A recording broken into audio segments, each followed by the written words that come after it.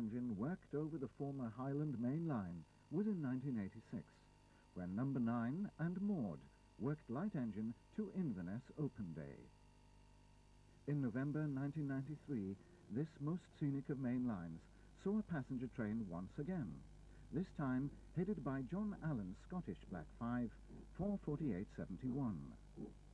Here we see her leaving one of our favourite stations of all, after a stop to allow a following service train to pass her.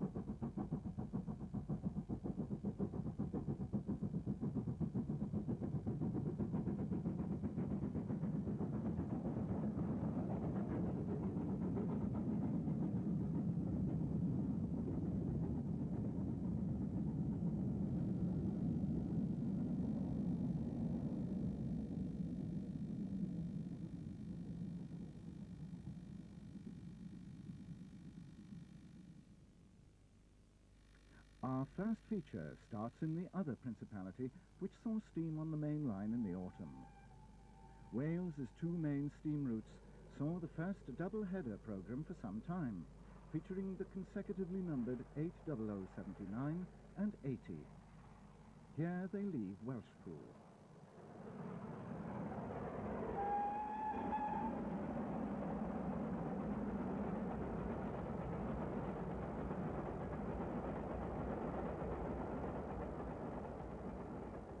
In the comparative calm of the valley at Carno, on the approach to the climb to Talardyg, the cows are undisturbed by the train, but not the sheep.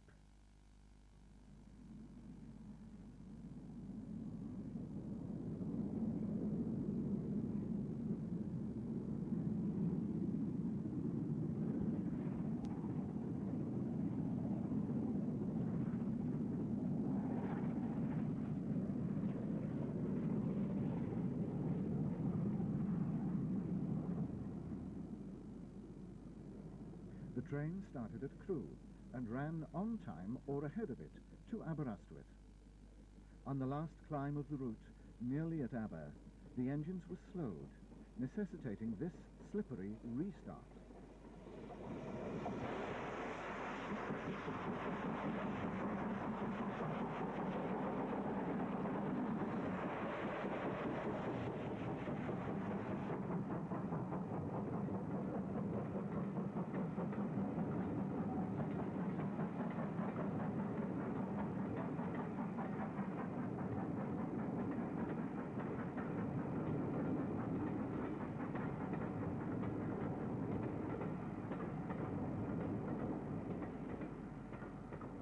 Arrival at Aberystwyth was on time, the train terminating in the seldom-used bay platform. This enabled the locomotive support crews to coal and water the engines where they had stopped, whilst passengers were able to enjoy a trip on the Vale of Rydal train, whose engine is seen waiting impatiently in the background. There was plenty of time in the schedule for all of this, and for the train to be reformed for the return journey.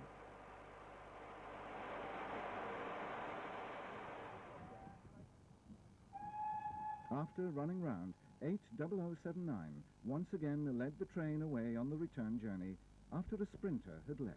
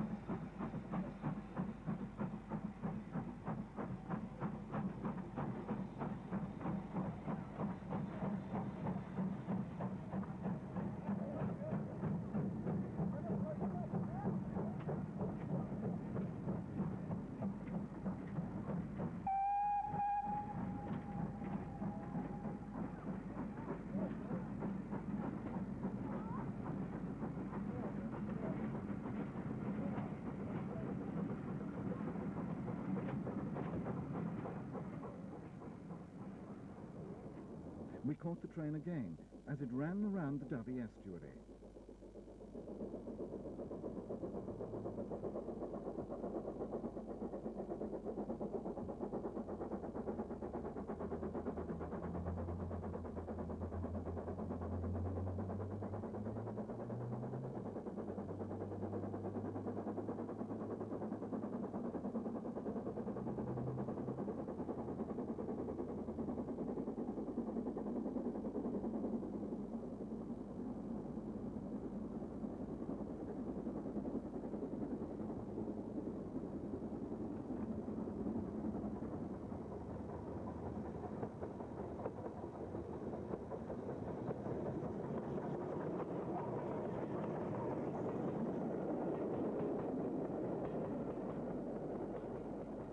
Controversy followed at Machynlleth as a service train was sent out ahead of the special, which was scheduled to ascend Talardyg in good light.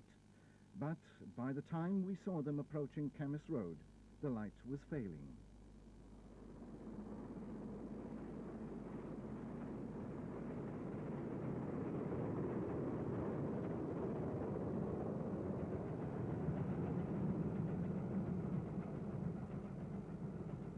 Now, in semi-darkness, they worked hard downhill from the summit.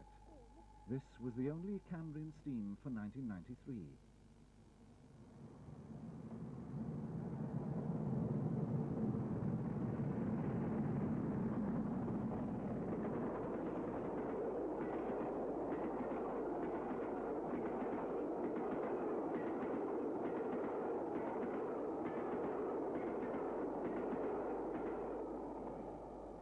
1 week later, the photographers traipsed back to Central Wales and to that most scenic of viaducts at Nuclas, just outside Knighton, the first water stop for a train which had started at Shrewsbury.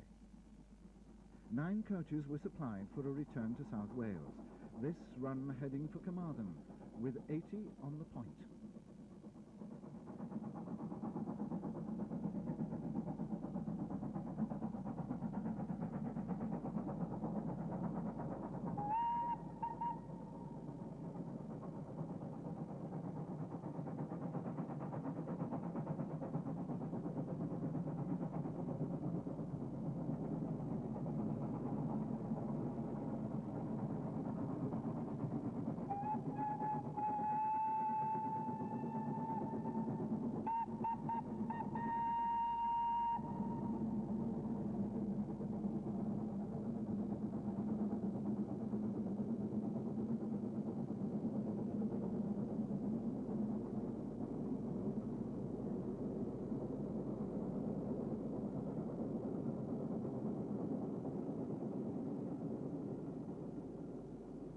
The open crossing for the minor road leading to our vantage point gives rise to a severe speed restriction for the locomotives as they tackle the climb to Sugarloaf Summit.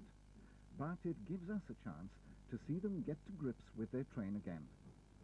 This was running on time, but the weather was, to say the least, variable.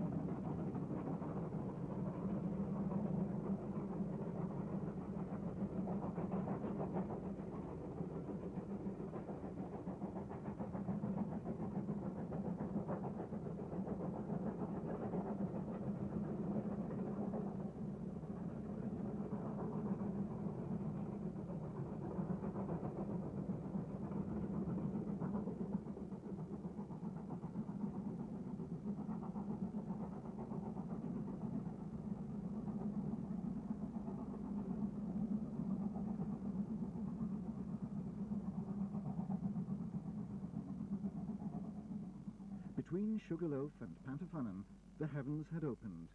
This was a period of intense rain, but the rivers had not swollen dangerously, as they had such a short time ago when the line was severed. Pantafunnan was a water stop.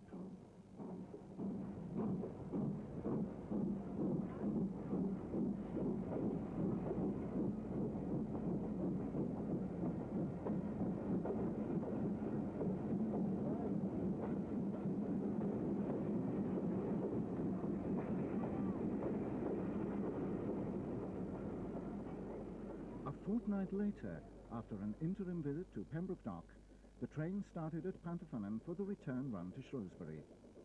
This time there were 10 coaches, and since 80 had led southwards, 79 was pilot once again. Note the headlamp. Unfortunately, it was one of the new standard ones, rather than the more discreet one which had been used to Aberystwyth. These are a typical case of health and safety overkill.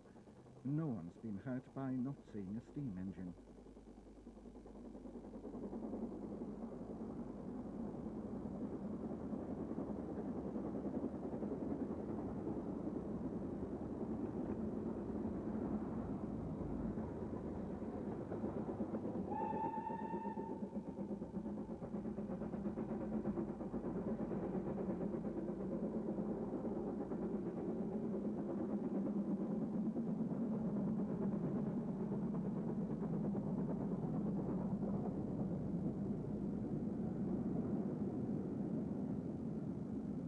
The weather this time was more kind.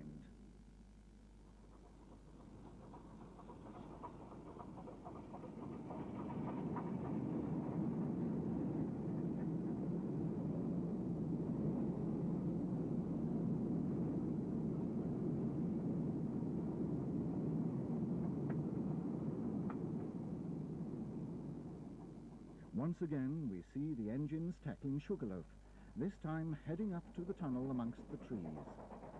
Trees in Wales appear to be very healthy, quite a contrast to those in Scotland, as we'll see later.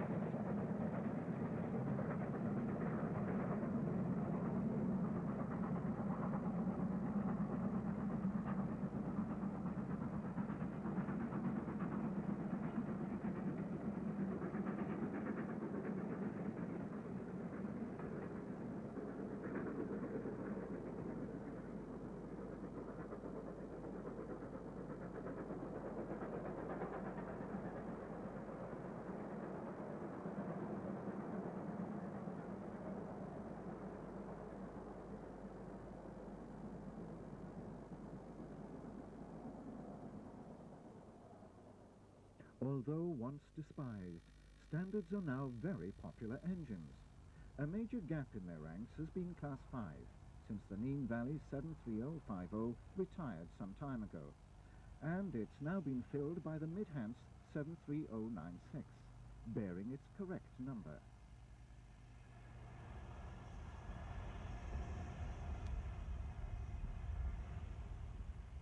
The public launch of the engine came at the end of October on a standards gala, when it had to share the laurels with 2 visitors, the first of which was the returning Britannia.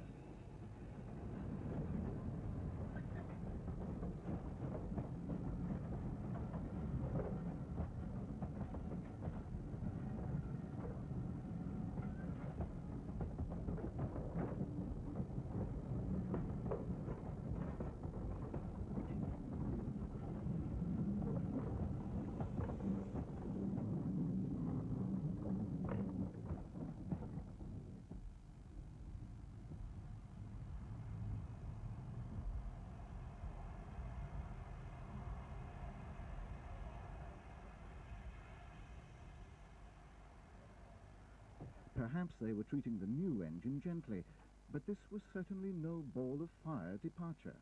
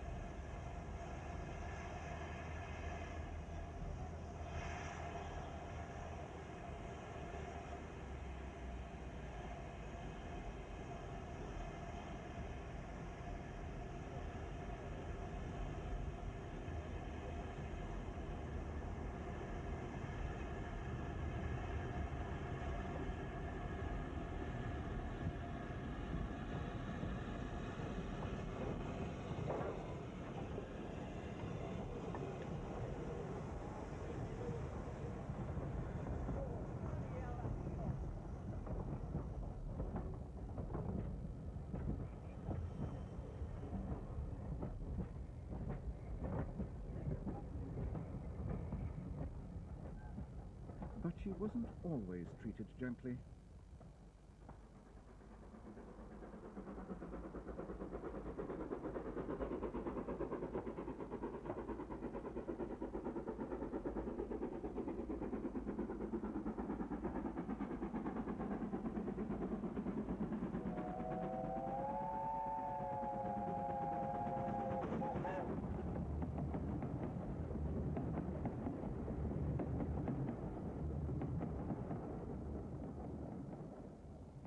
The second visitor was Black Prince, David Shepherd's 9F.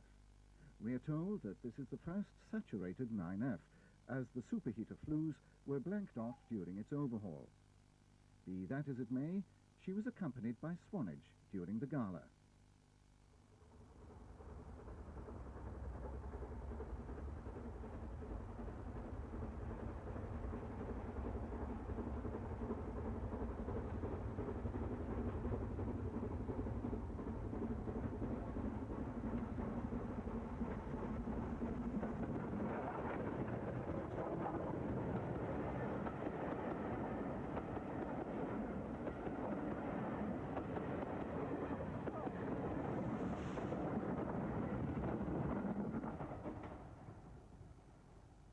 The railway's other resident standard, the Class 4 Mogul, made up the quartet for the gala, heading some newly acquired Mark IIs. We understand that NSE may be using a set of green-painted Mark IIs for steam rail tours next year.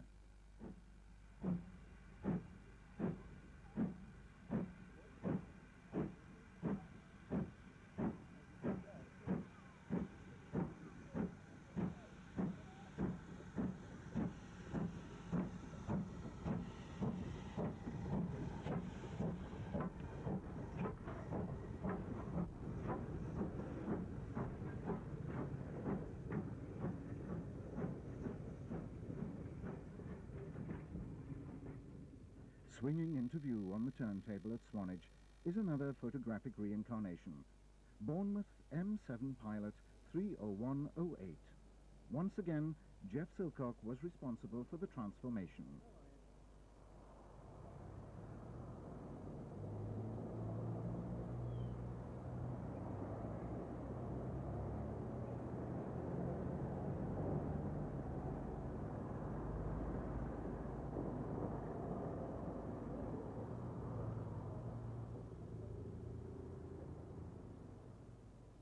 This was to be the third in a series of specials at Swanage. We've already seen the two Bullets and the T9. The M7 was sat to work a gauging special to Corfe, and the opportunity was taken to photograph and film the train from the line side. No one could travel in the train, as the line is not yet passed for passengers.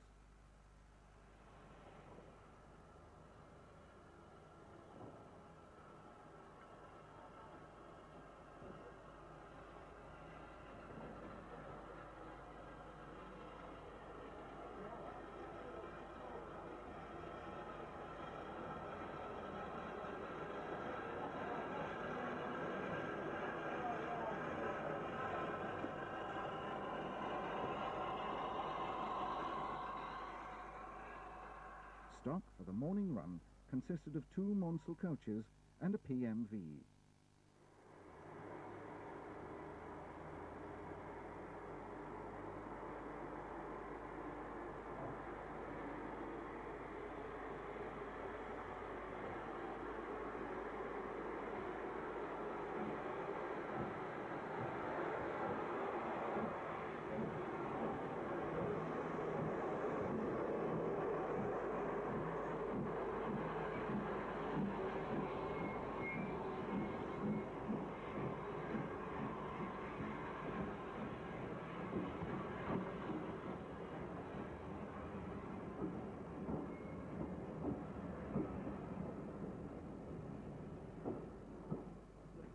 The afternoon train, after a further turn, is seen as it enters the new line section just after Harman's Cross, slowing for the reinstated bridge, which serves a caravan site.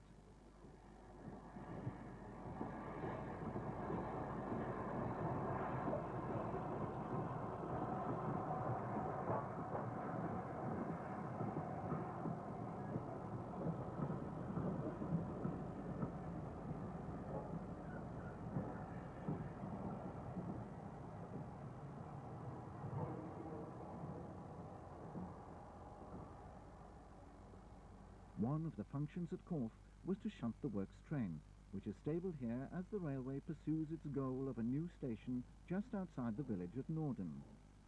It gave us an unusual view of an M7 on a freight.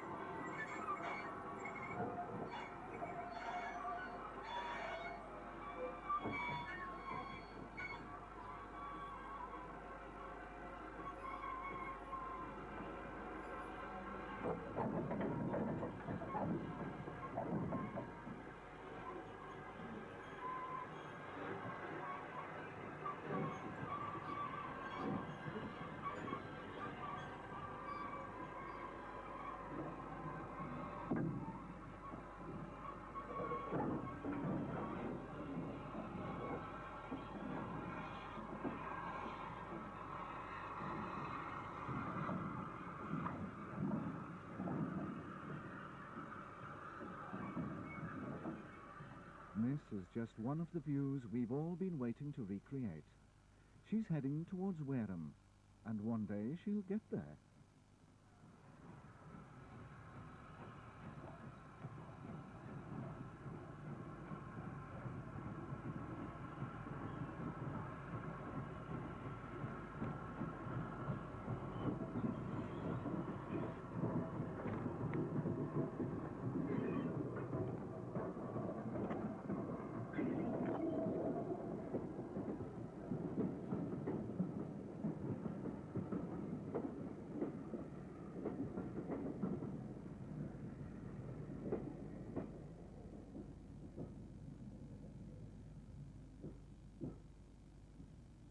With the well-known National Trust property in the background, a train from Wareham enters Corfe Castle station.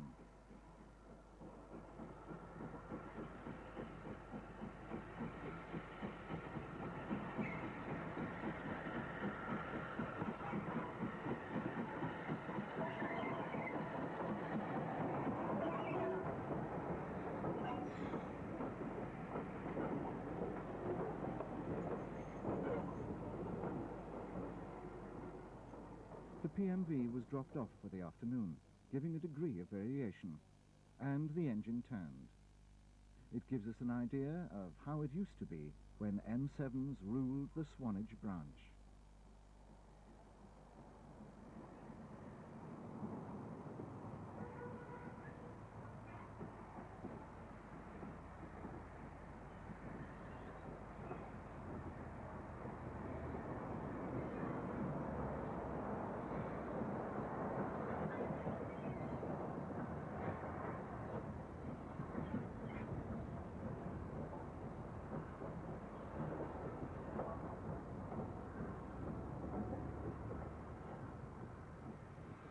Finally, we witness a train for Swanage pausing at Corfe Castle, as they did for so many years.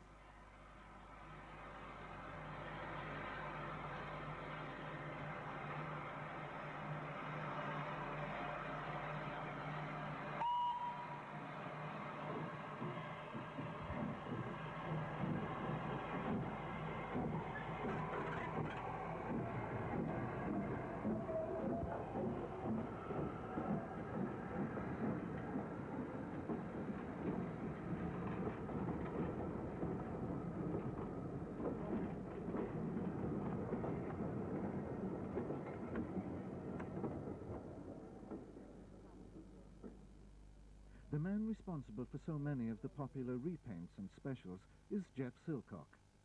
A week later, the indefatigable enthusiast is seen at an orchard on the Dean Forest Railway, preparing a number of wagons in BR period livery for the recreation of a pickup freight. Another Silcock Express, local. Perhaps he should lay claim to a few more wagons than this.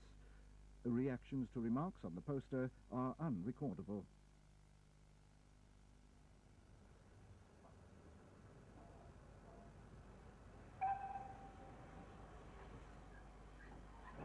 The locomotive is the well-known Dean Forest pannier tank, renumbered for the day. She is, of course, one of the later round-top cab variety, and the number is correct.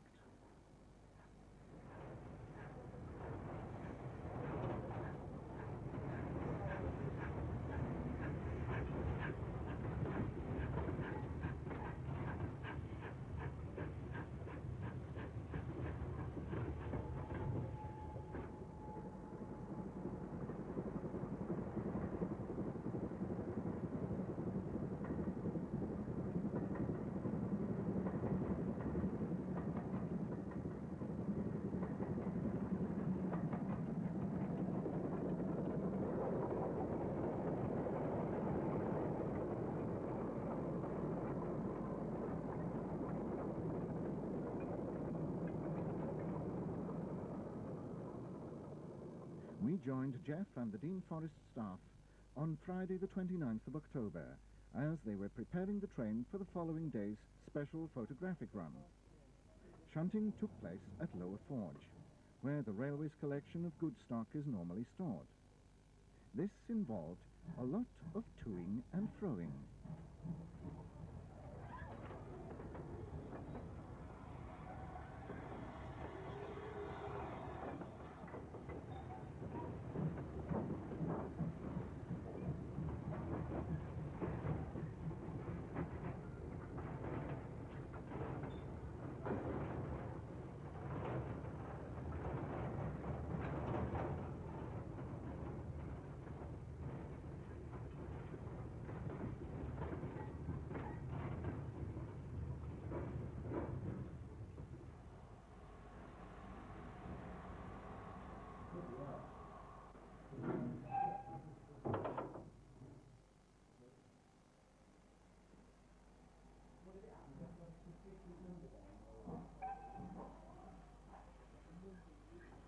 Our last view shows her still shunting.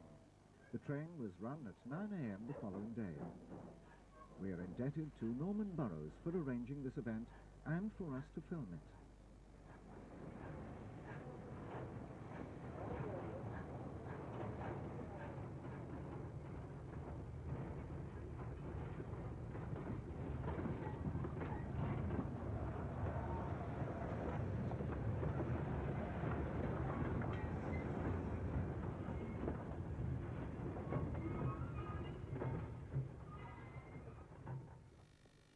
Blue Peter's first run to Scotland was to set the stage for a spectacular autumn in the country.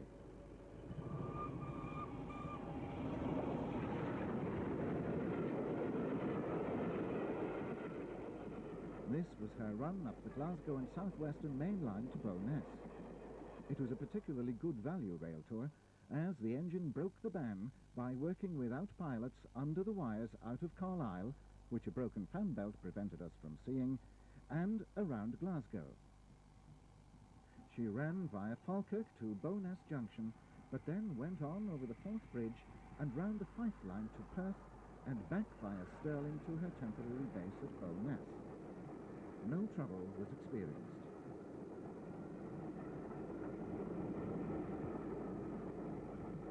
Scottish fun continued 3 weeks later. Blue Peter teamed up with number 9 to celebrate the end of the Glasgow-Edinburgh 150 celebrations.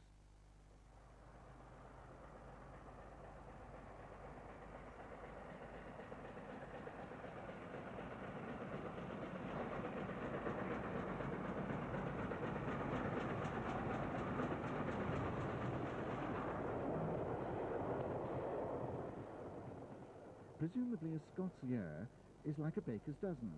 We saw number 9 celebrate the 150 last year. Blue Peter took the train over at Waverley and returned towards Glasgow via the sub.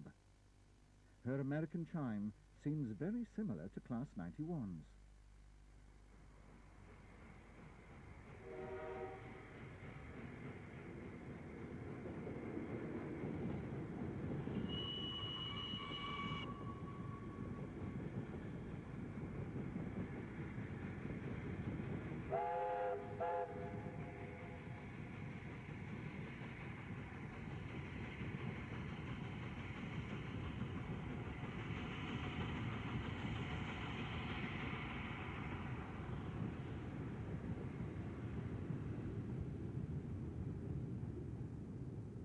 This leg of the run was out and back to Edinburgh via the Circle at Springburn. This route was also being used by number 9 for the driver training courses which were taking place on weekdays at the time.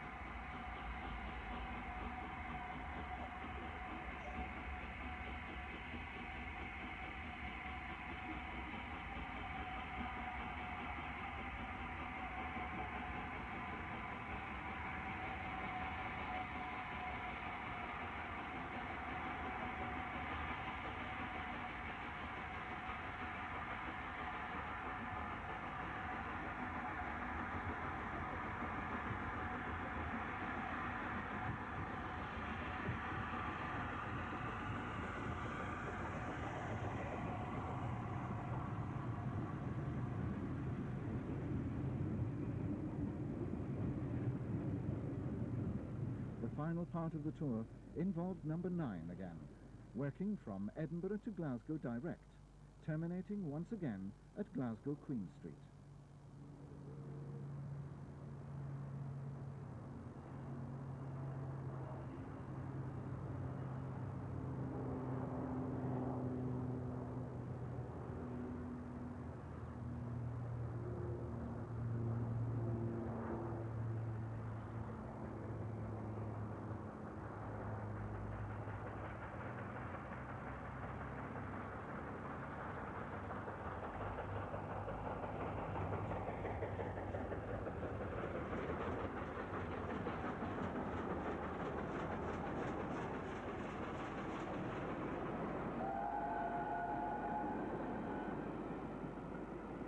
The A4 was used on driver training runs 5 days a week, Tuesdays to Saturdays, on an out-and-back diagram from Perth.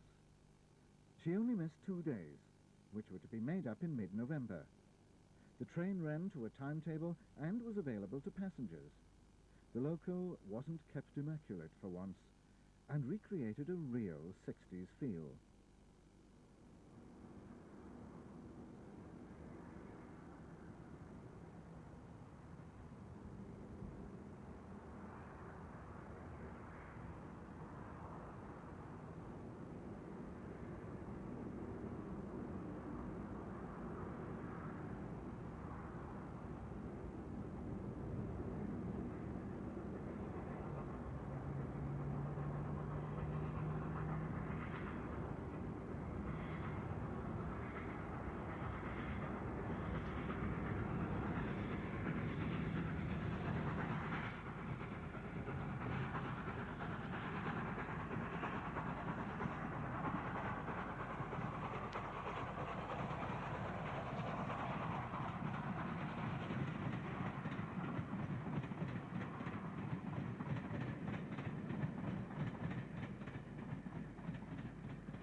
This departure was filmed on a Saturday, the start of a weekend of high drama.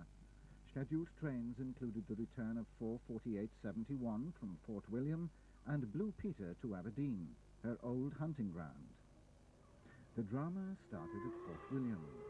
As the Black 5 prepared to back down to the station for its train, the 37, which had brought it in 15 minutes down, moved into the yard to take the 5 support coach off to Glasgow, ahead of the steam train.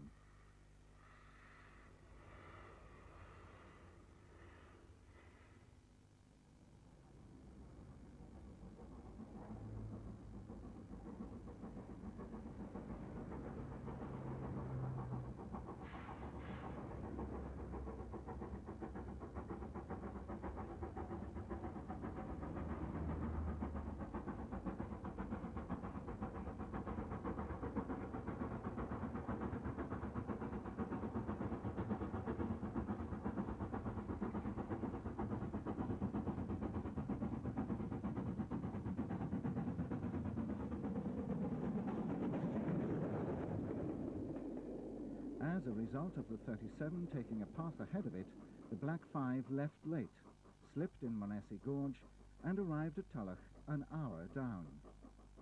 Here she was held for a sprinter which she should have crossed at Rannoch, and so she attacked the climb into the mountains about an hour and a half late. Note the state of the trees. Acid rain has killed many of them in the highlands.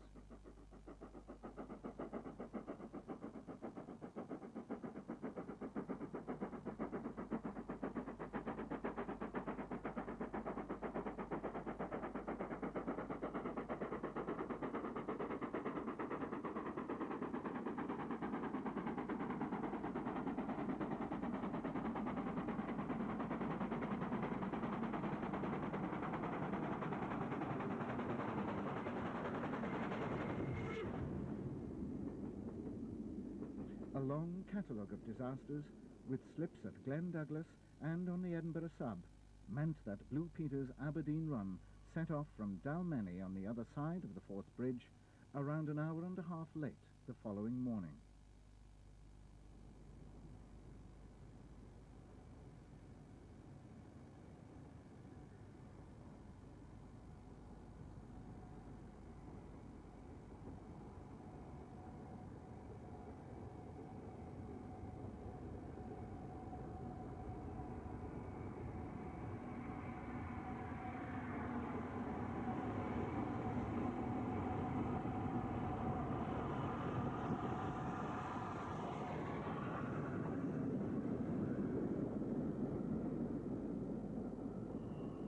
As day follows night, more trouble followed.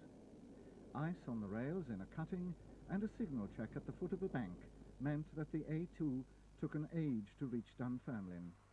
Here she was looped and a diesel pilot summoned to take her to Perth, where she was serviced by the support crew in the station. A hurried conference took place, and it was decided the Aberdonian would never reach Aberdeen. The train was turned round here and was to return in the afternoon to Edinburgh via Stirling and Falkirk.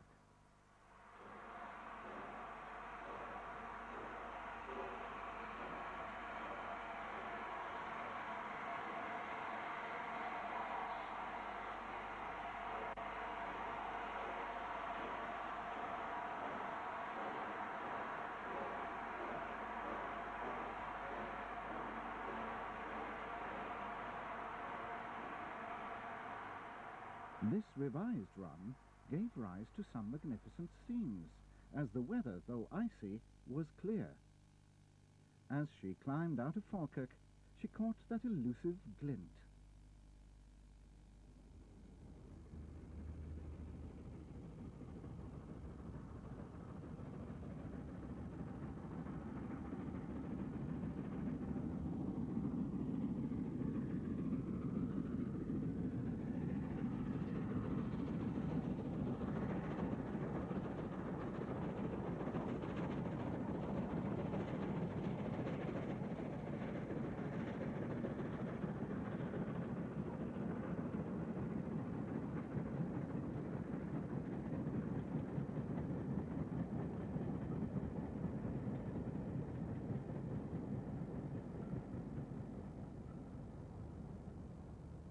And finally, she crosses an elegant viaduct on her return to Edinburgh.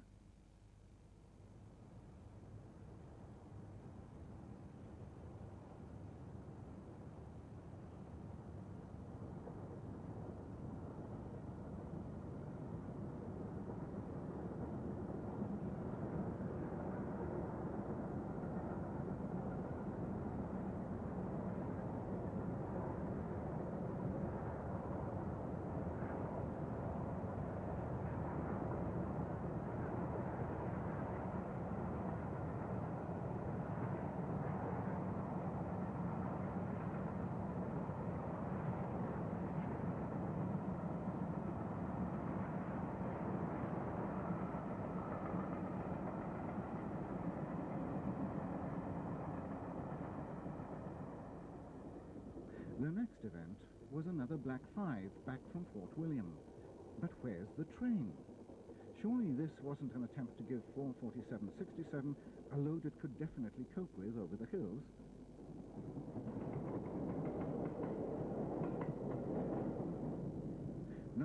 the 37 bringing it to Fort William had run 2 hours late, and the Black 5 picked up the train at Tulloch, with the 37 still attached to give help if needed. It wasn't, and we got a rare daylight shot south of Crianlarich.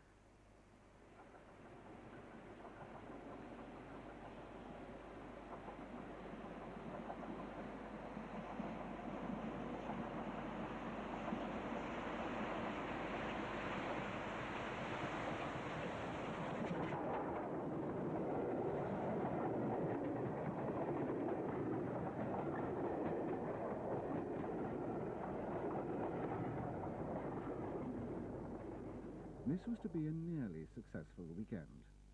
The next day was one of the highlights of the steam year, with the first steam loco to work out of Glasgow Central for many a long year, under the wires.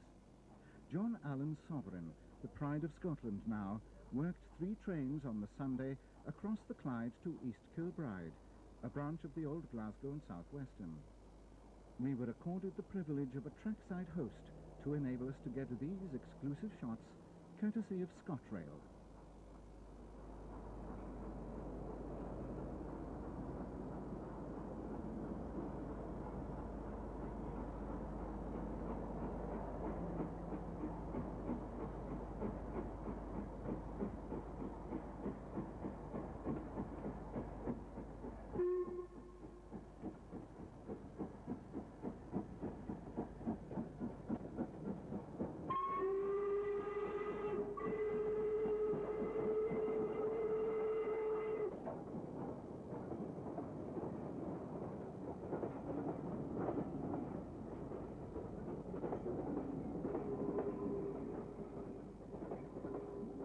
The moving force behind these trains was our old friend Bob Doherty, who was at school on the East Kilbride route.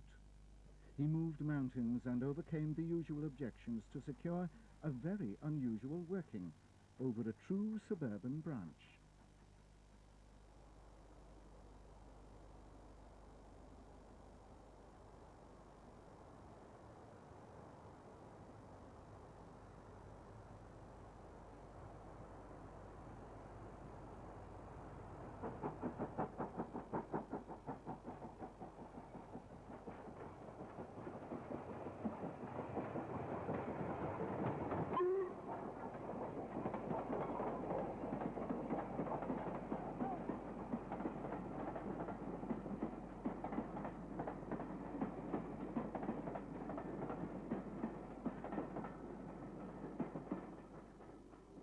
The branch starts off as double track, but the last part is single and severely graded.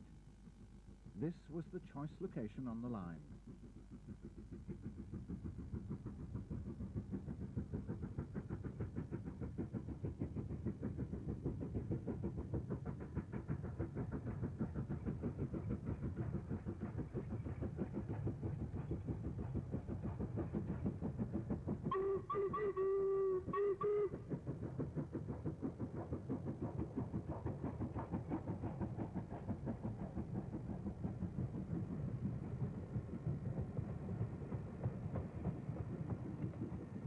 Each train was worked uphill to East Kilbride by the Black 5, with the new Celebrity Class 37 Oor Willie following light engine behind. The return was the reverse, with the 5 running tender first back to Central.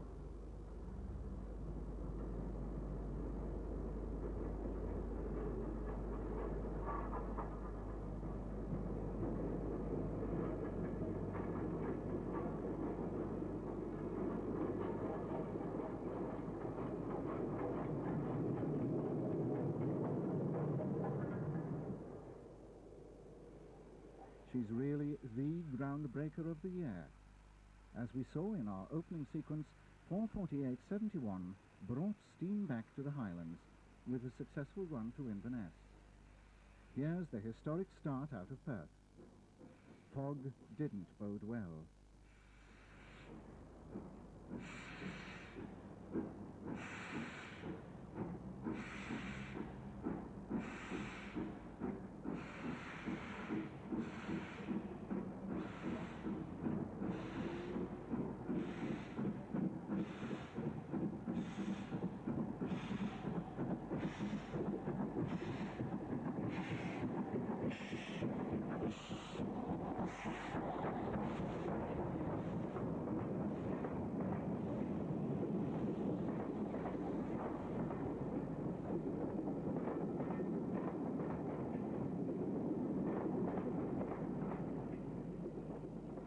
This is another severely graded line. This is the one in 90 climb up to Pitlochry, with the fog still evident.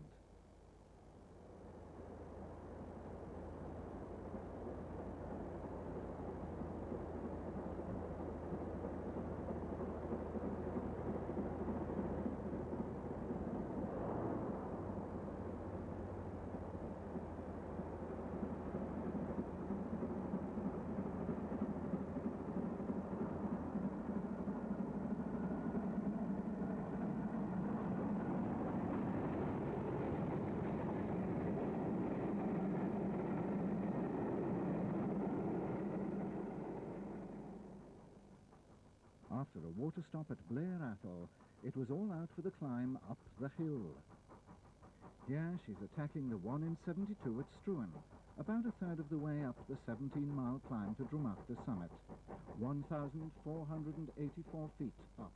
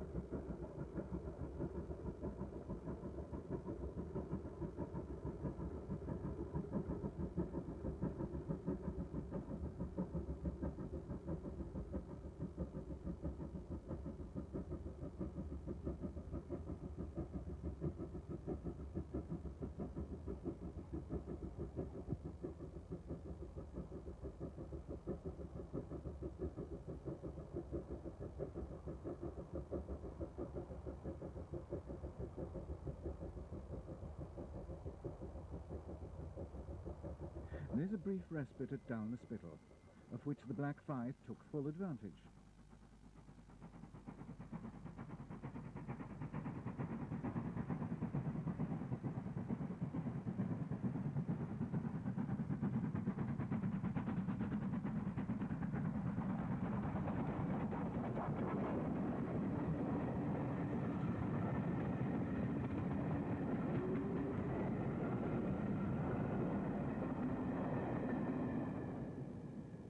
The fog cleared almost literally at the summit, and by Carr Bridge there was blue sky.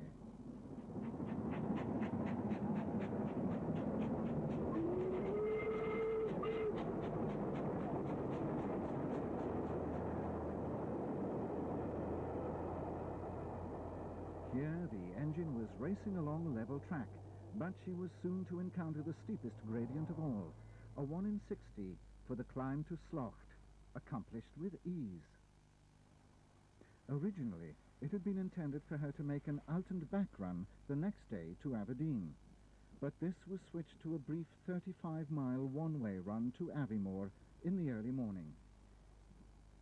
This used ScotRail stock, so Aberdeen saw no steam in the autumn.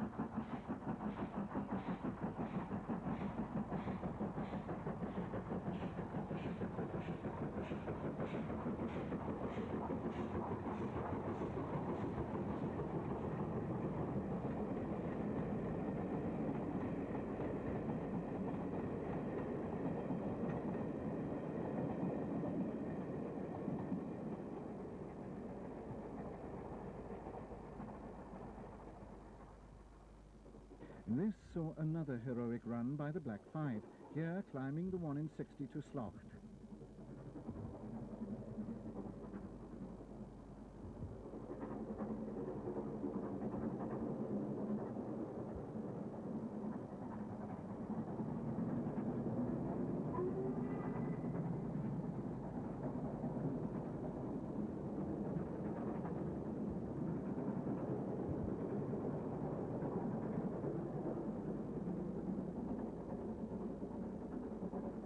She was scheduled to complete the run south to Stirling a week later, but broken fire bars put paid to that.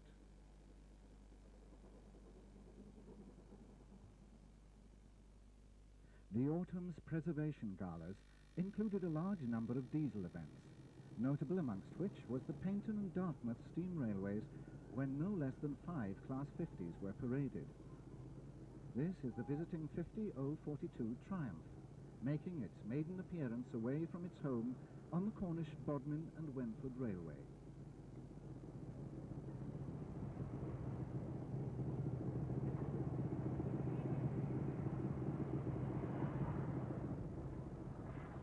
The Torbay Line's own 50002 has the appropriate name of Superb and is seen heading south from Goodrington.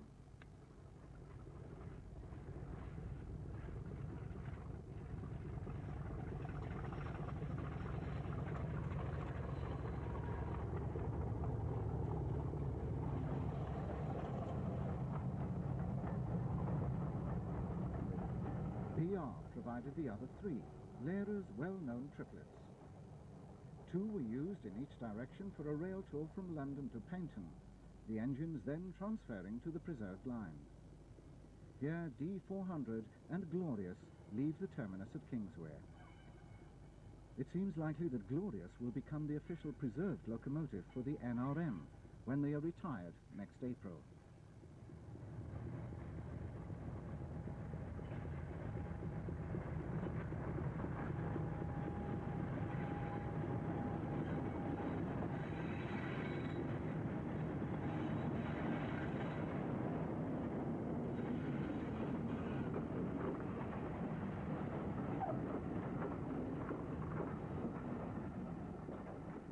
If Glorious is retained by the nation, D400 and 50007 will be offered for sale.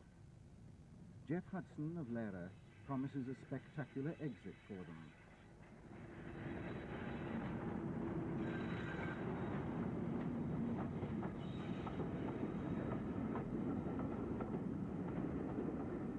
An earlier generation of West Country diesel power was on display on the East Lancs, where the 2 surviving Class 42 warships double-headed on the gala.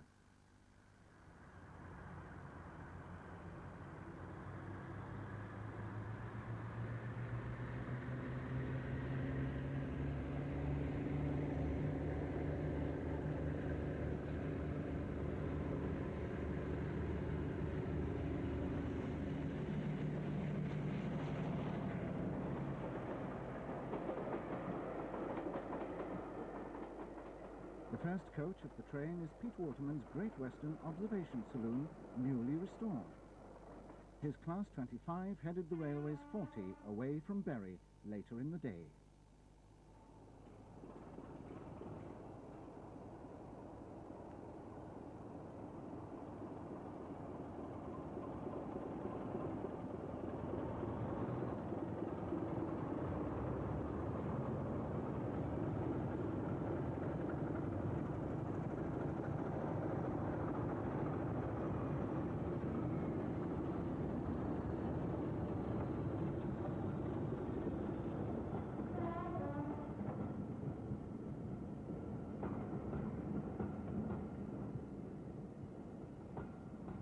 The Rat also helped to break into preservation history with another double-header, as it dragged Pete Waterman's Class 81 AC Electric E3003 up the line, a first.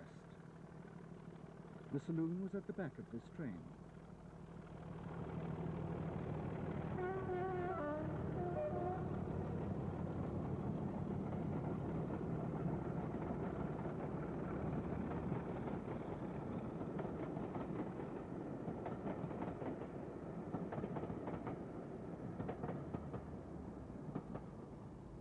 all available power was used, including the Class 14 teddy bear, going surprisingly quickly with a full load.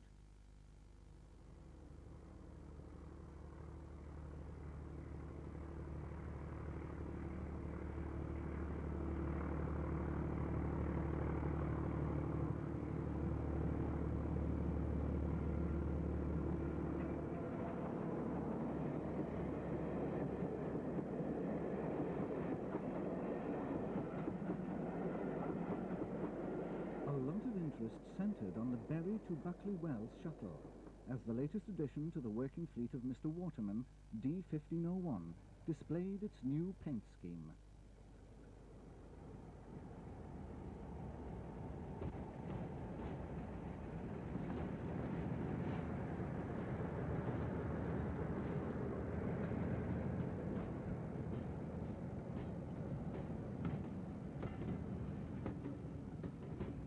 Progress has been rapid on the new extension to Haywood, seen in the background. Hopefully, we'll bring you pictures of a train on it in our next issue. Our final sequence here for this issue is at the seldom seen Somerset station, where the two varieties of rats are seen double-heading, the 24 leading.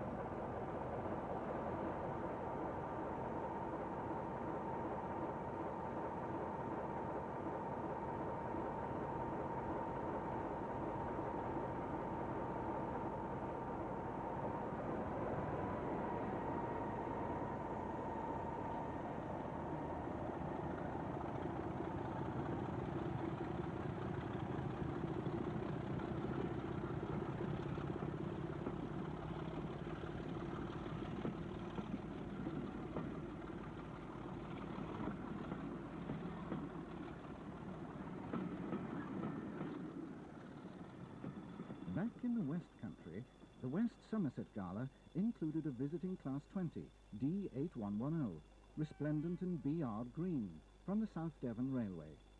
This is one of the machines to have worked on London Transport earlier this year.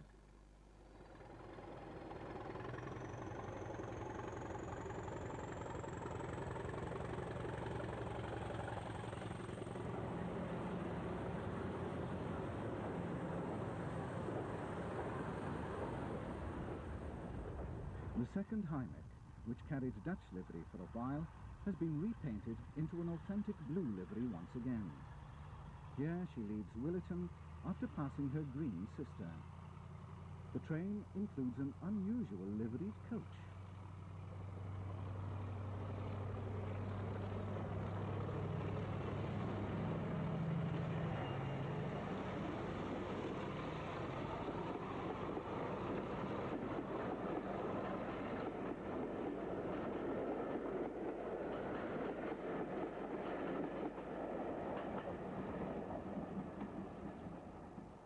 In the Peak District, Peak Rail produced Twin Peaks.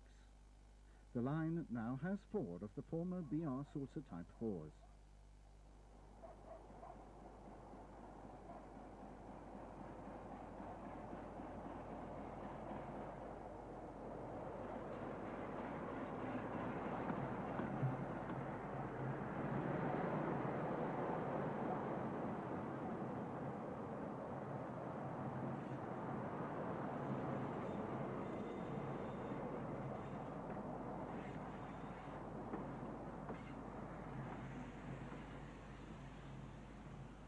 This was the ambitious railway's contribution to a joint diesel gala being held in association with the Midland Trust at Butterley. Further interest was the Class 20 in Channel Tunnel RFS livery, and the Cobo, which was worked dead in a train.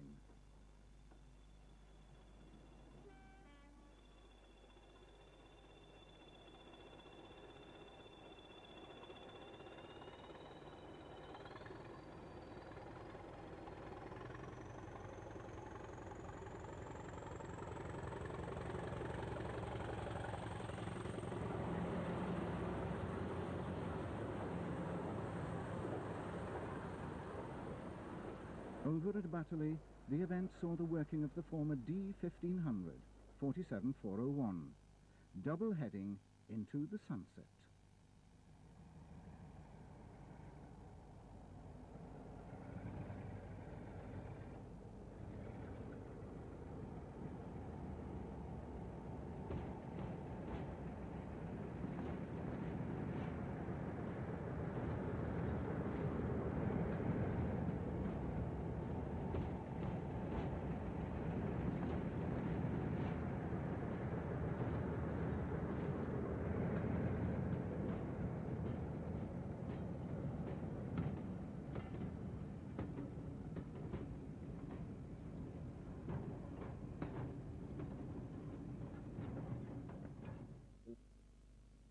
Steam's autumn of preservation galas and special events was equally interesting.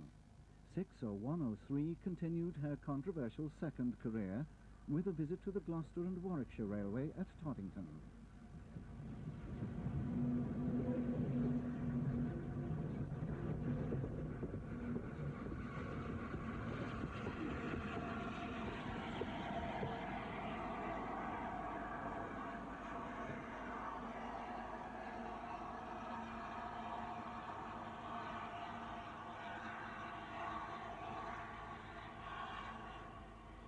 Pete Waterman has now acquired an interest in this machine, and it now looks likely that Scotsman will return to the main line in this guise in the spring of '94.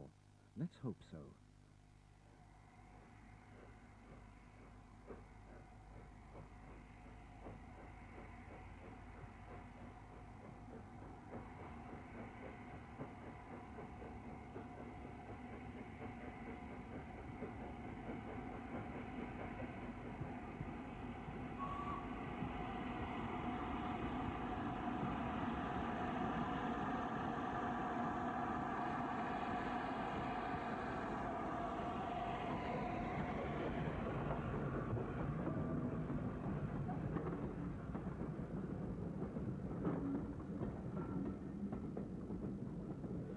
Far less controversy seems to have surrounded the Mid-Hants decision to repaint its unique N-class mogul as the fictitious James. There's no doubt about its magnetic pulling power, though. Trains were full and standing, including on the tables, when he starred at the railway's Thomas Gala.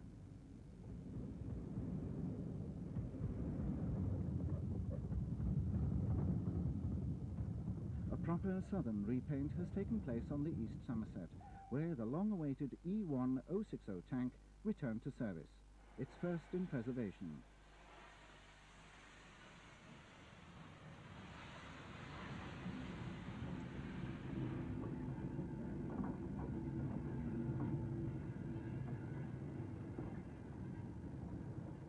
We caught it shunting at the beginning of the railway's autumn gala, a three-day affair.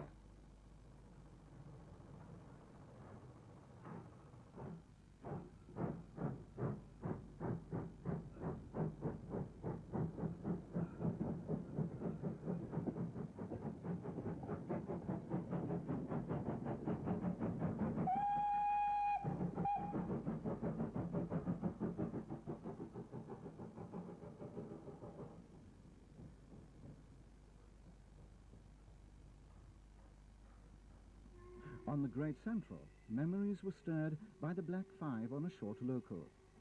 This was the look of trains in its last days.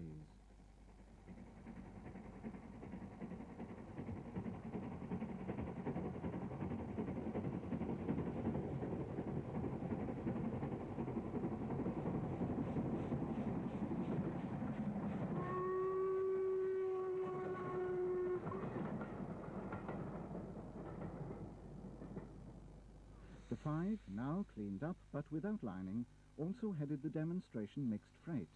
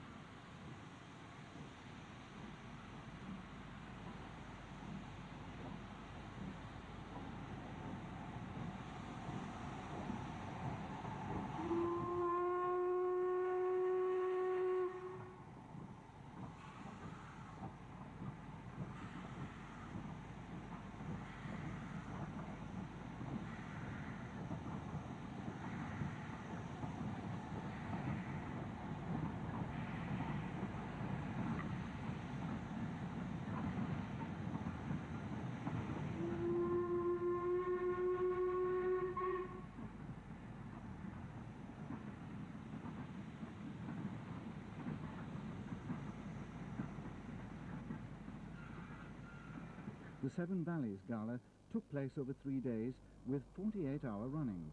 It started at 6 p.m. on Friday with a freight.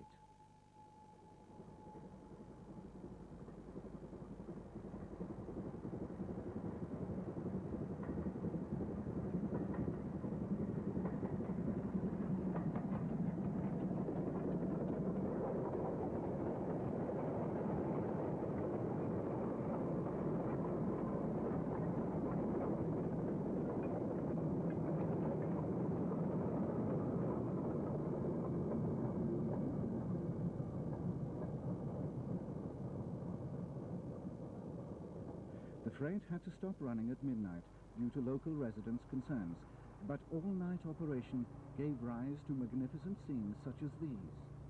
The DMU ran all night.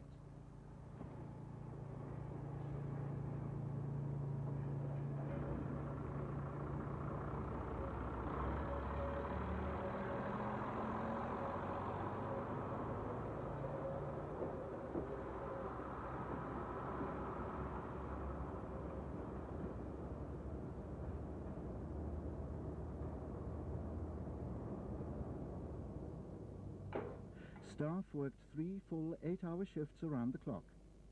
Here's the evening freight departure.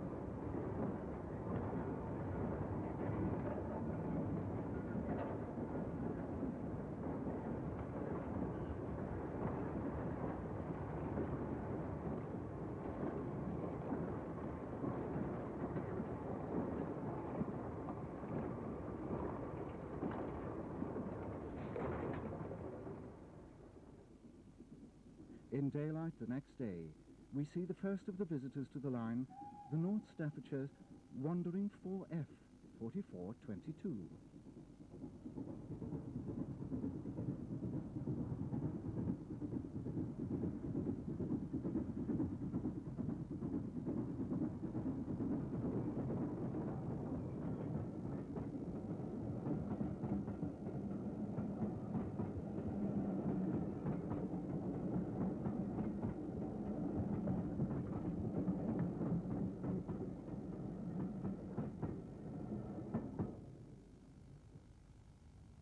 The second visitor was also a wanderer, East Anglia's N7.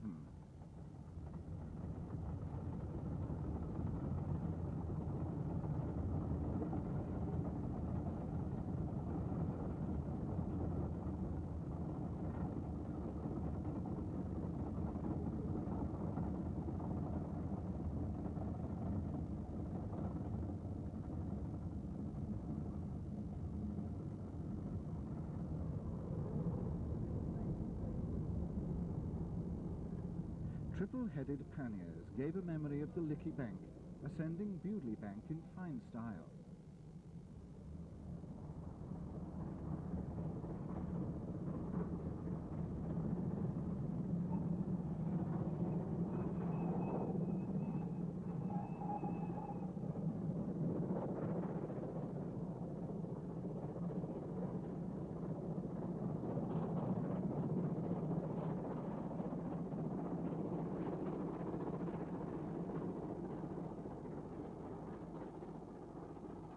But the star of multiple Great Western power must be the King, which was the centre of an unusual display at Didcot, when no less than 22 King name and number plates were assembled and displayed on the 6024 Preservation Society's mainline machine.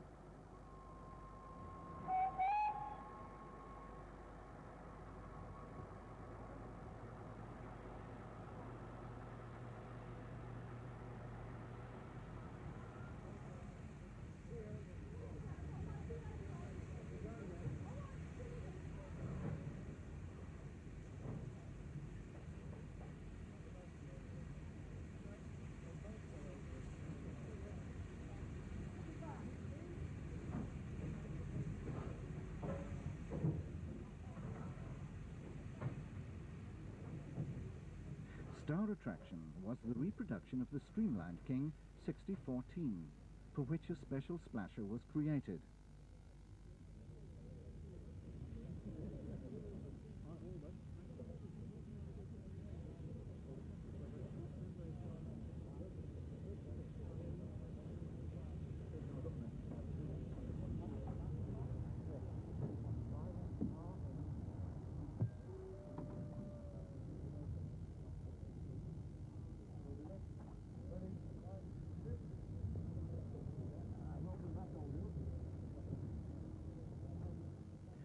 Few people realize that the Great Western only had 3 kings.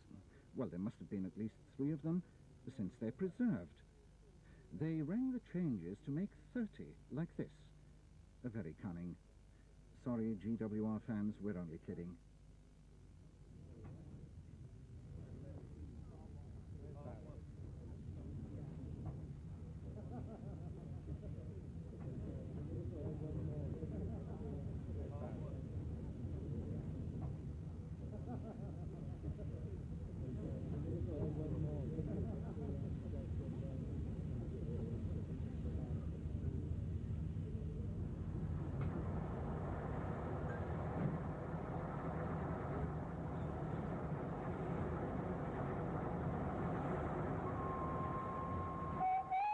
Finally, King George V reappeared. But where's the bell?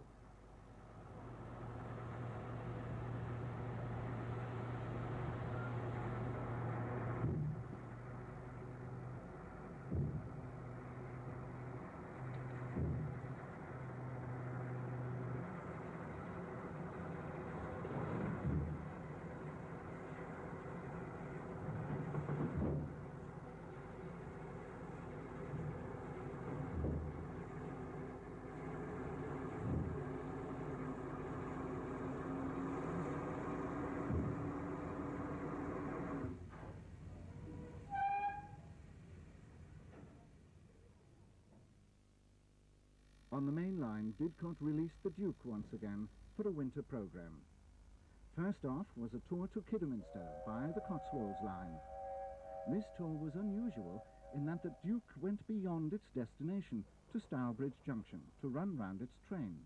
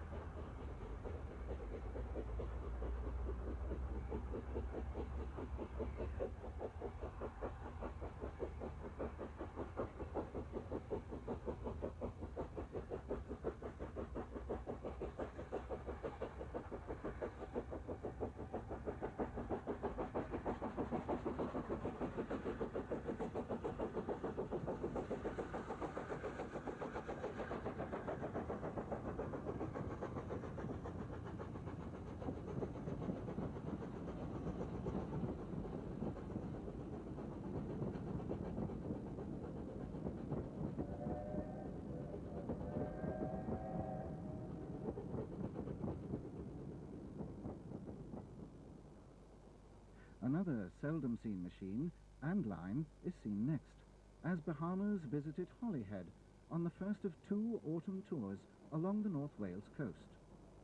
Here's the classic departure.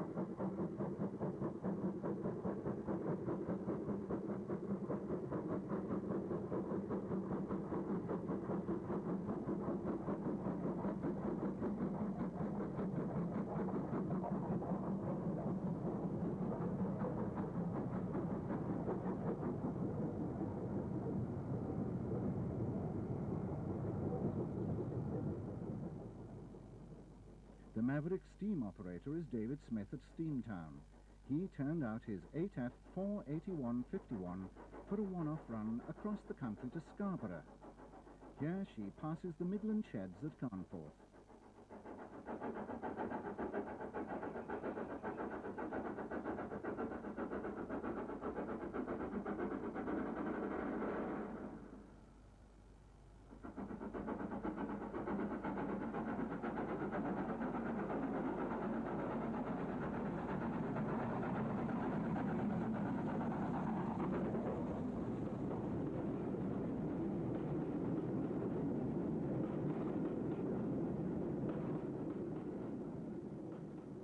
The train skirted the south of Leeds and is next seen at the well-known junction at Castleford.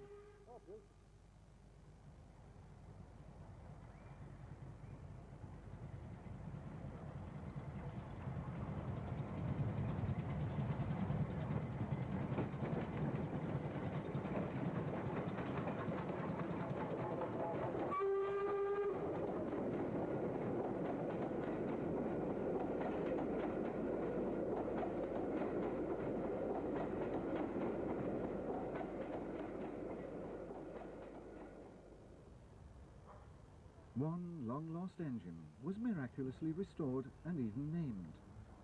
One of the most bizarre events in recent preservation history was the renumbering of Britannia as the unnamed Brit 70047, and then the naming of the machine James Watt. Surely the fascination of 47 was that she was unnamed. After naming at Waterloo, the engine worked a series of Eastleigh to Salisbury shuttles with E828, bearing the name for one run.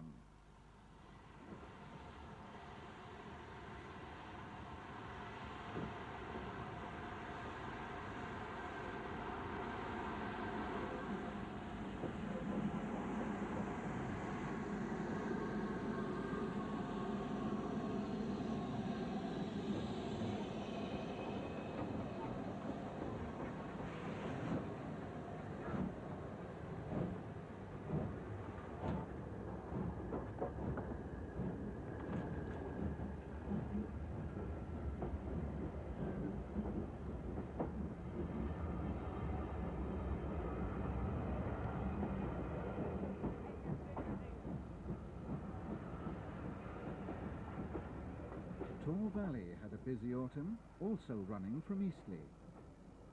The first involved a double-header with Eastleigh's flagship. This was to have been a Monsell double-header with E828 and 777 Sulamiel. Sadly, the latter failed, and Tor Valley substituted for her. Eastleigh's nearby airport released one of its infrequent flights at the wrong moment.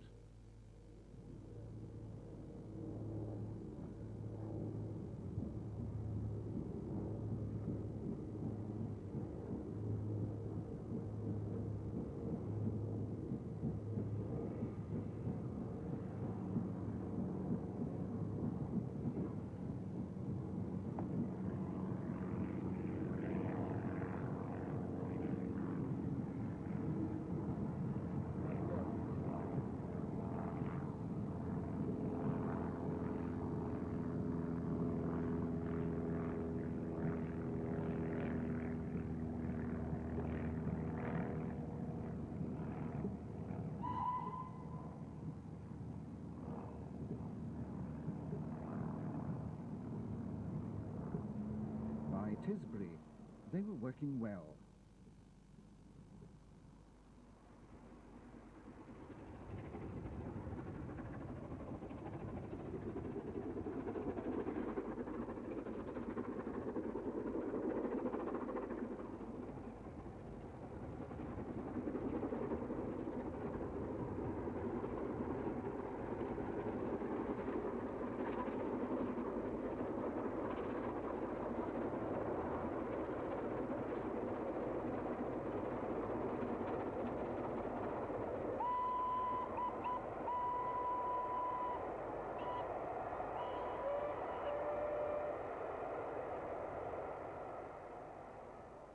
The return run wasn't quite so successful. The stop at Sherborne was prolonged, as 828's tender had sprung a leak. refused to come off at Salisbury, and Tor Valley took the train, named the Monsell, on to Waterloo.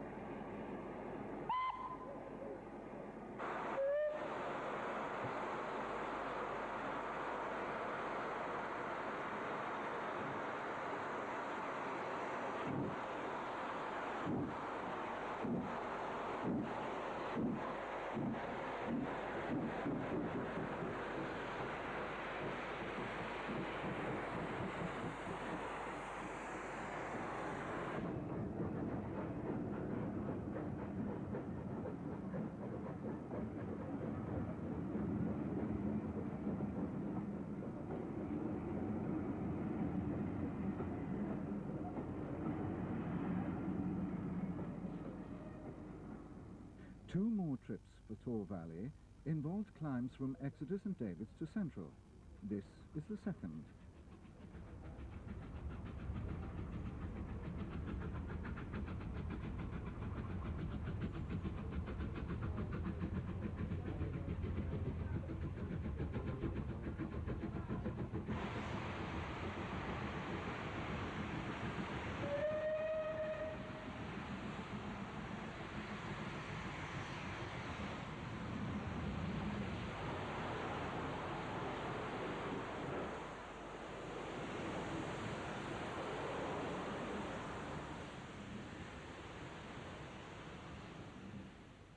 But the excitement was her departure from Weymouth in daylight.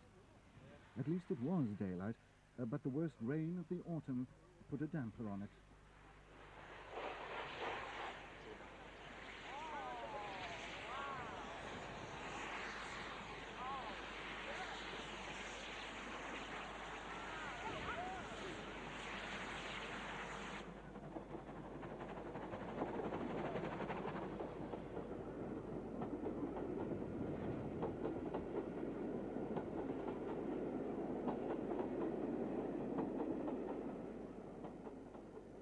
Parkstone Bank is also a notable location on this line, and our final view. Despite the rain and the pig attempting to spoil it, the experiment was a success. So we can now look forward to more daylight runs on the Southern. Here's to 1994.